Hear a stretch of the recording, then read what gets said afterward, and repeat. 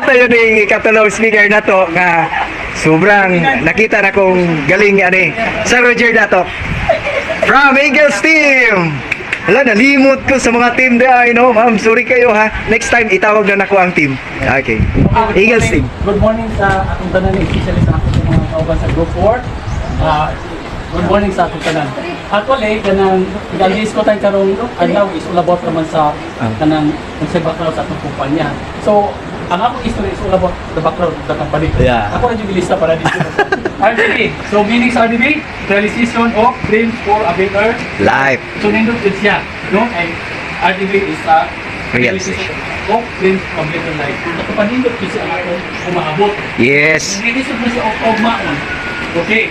So, owner. So, ang importante sa kumpanya na makapaludyot ka kung isa tagya, kung legit edit siya o ang ngayon edit siya nga ato sa apilan. Yeah. Di ba tamas-scam? Yes. So, ang atong ngalan sa atong kumpanya owned by Ma'am Rosario Durano Biserial. Muna tawag kayo siya o RDB. So, Yeah. R means Rosario. Dayon means Durano Biserial. So, ang atong CEO, Ma'am Rosario, iyang panagiya ang 80% sa share capital sa mga kumpanya. So, lako siya ng kapital, nakasabot, lako po siya ng tingog sa Yes. company, which is yung siya may masulod. Yes. Ang kapital na i-compare sa mga shares sa mga kumpanya. Okay. Okay. So, ang upan, 100% man ang ipangayo sa ako ang share capital siya kay 80% siya. So, ito pa natin din na nandiya sa 20%. So, 20% is di pa nagyaya sa kung owners related members RDB si Sungri Junior taga Liloy. Yes. So, importante sa may kung answer nato kung kisa po ang Mga ang co-owners. partner. Ang partner o kanang kauban sa ato ang CEO or the owner. So, kato si police retired si Leo Disilian. General ha? General. Police retired General Leo Biserial. Leo Biserial. So kana mo kung pinaka-importante nga may buwan sa dato. Kana nang nga dili gyud basta-basta. Wala na lang diskusyon. Mo apil tani kay Sige lang. basta. Hindi ka pud sila. Kaya man sila nga biyagian na nga dili pud kaya.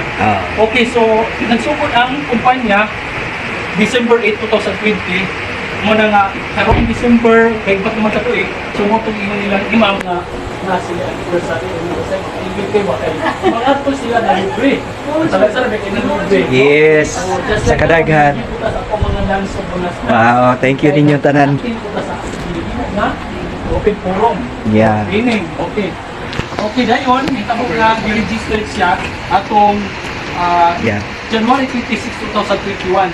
Yung mo pa dili ko pagpasok ko sa site tanan all the documents to prove that ang company is legit. Legit. So, okay? Yes. Okay. So, February 20, 2021 mo nila sa RDB. Yeah. Product.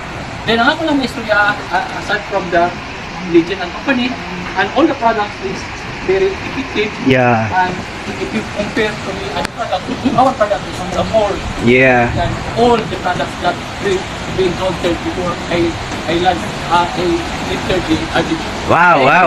Thank you, thank you.